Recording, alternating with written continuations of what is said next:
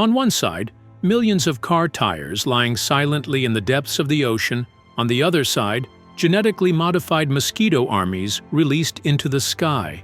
Two different events, two different eras, but both set out with the claim of improving nature.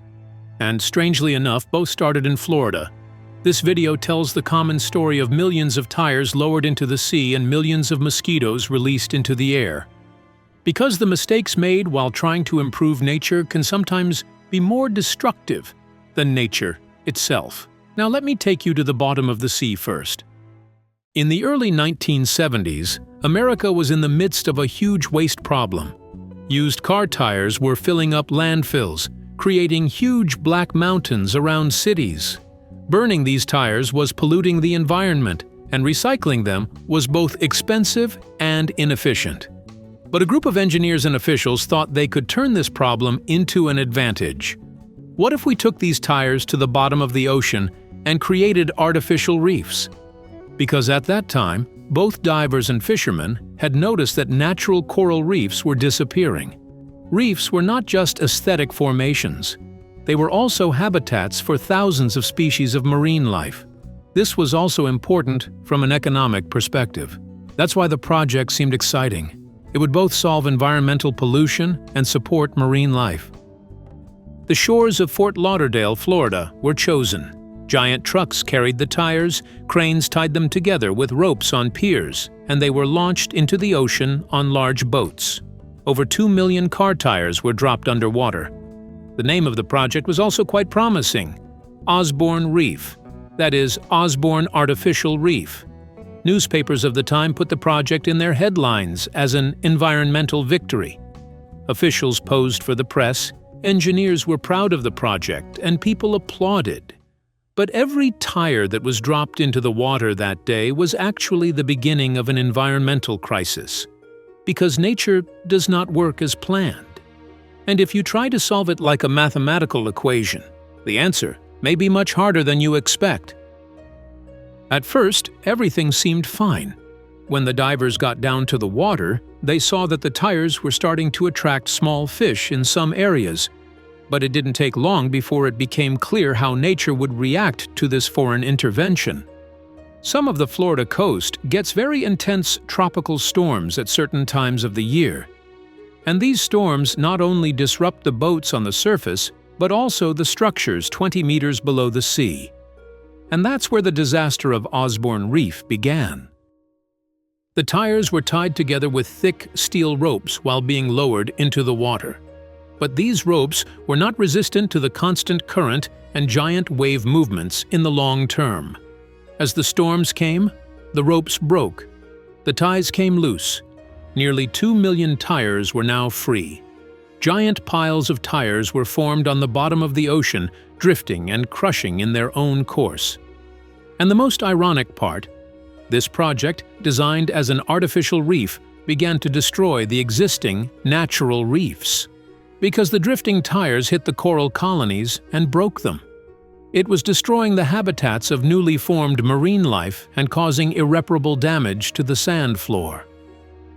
When divers landed in the same area years later, they were shocked. The tires were piled up on the reefs like monsters. The corals were dead, the fish population had diminished, the seabed was almost deserted. At this point, the authorities backed down. In the early 2000s, the U.S. Navy and volunteer divers began to pull these tires out of the water one by one. But the problem was big. Removing each tire thrown into the ocean cost 2 to 3 times more. And some of them had sunk to the bottom of the sea and were impossible to remove. In other words, this experiment, which was started to fix nature, caused both greater damage to nature and created a huge economic burden. But the strange thing is that the desire to intervene in nature was not limited to this incident. Years later, a similar intervention came from the sky, and this time, the target was mosquitoes. Florida served as America's laboratory for intervention in nature. The idea of dumping tires on the seabed did not work, but that did not stop the desire to shape nature, because years later, eyes turned to Florida again for another project.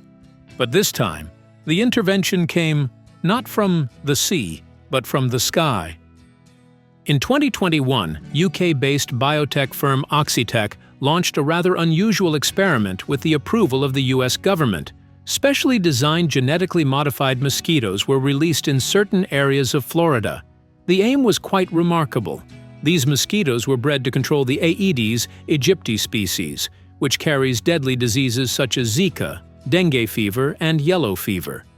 The plan was to release only male mosquitoes because they do not bite. Genetically, these males would be genetically engineered to prevent the next generation of female mosquitoes from surviving when they mate in the wild.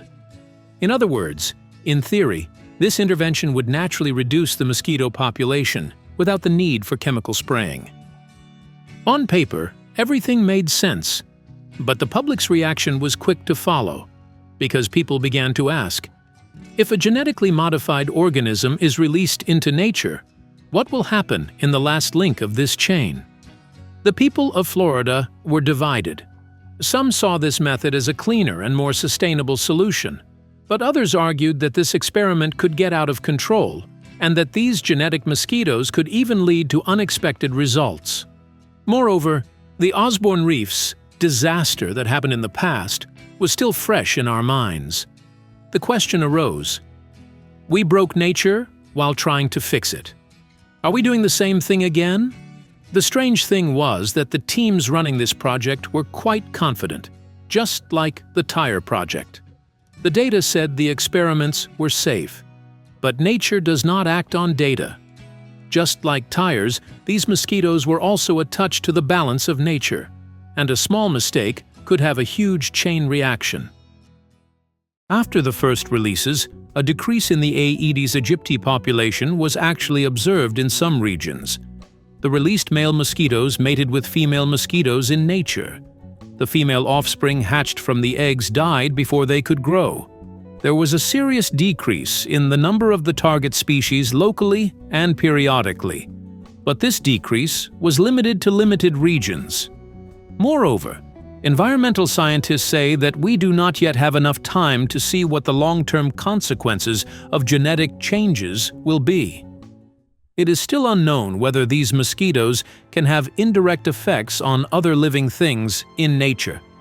The biggest fear is that genetic information will mutate unexpectedly or mate with other species and form new species. Because intervening in nature is a game from which you cannot get immediate feedback. Sometimes you have to wait 10 years, sometimes a generation, to see the results. And what emerges at the end of this wait may be an irreparable mistake. Osborne Reefs and genetic mosquito projects remind us that nature is not an object to be engineered, but a system of balance, and every civilization that persists in that system will pay the price sooner or later. Perhaps the real solution is not to change nature, but to learn to live in harmony with it.